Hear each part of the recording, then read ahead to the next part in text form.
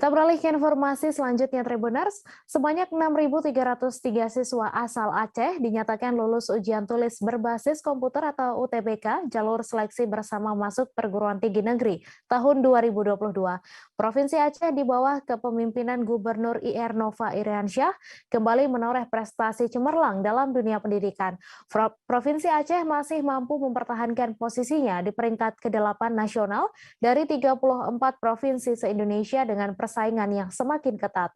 Untuk informasi selengkapnya akan disampaikan langsung oleh wartawan Serambi News, Muhammad Nasir yang kini sudah terhubung bersama kami. Silakan rekan Nasir.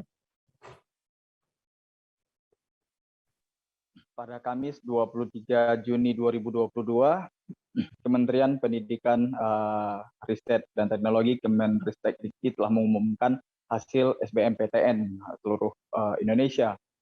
Hasilnya di Aceh banyak 6.300 siswa asal Aceh lolos dan tes masuk berbagai perguruan tinggi melalui jalur SBMPTN ini. Untuk diketahui ada 17.000 siswa Aceh yang mengikuti tes pada awalnya, dan setelah pengumuman ada 6.300 yang lolos. Ini artinya ada 40% yang dinyatakan lulus. Mereka tersebar di berbagai perguruan tinggi negeri yang ada di Indonesia.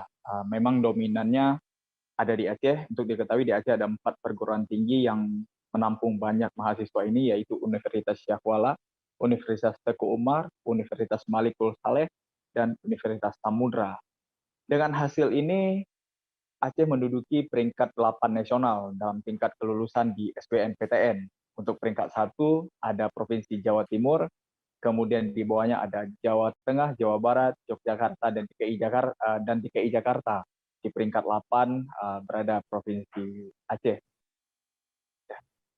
Demikian rekan Mei, laporan dari Aceh. Baik, terima kasih Muhammad Nasir atas laporan Anda. Selamat bertugas kembali.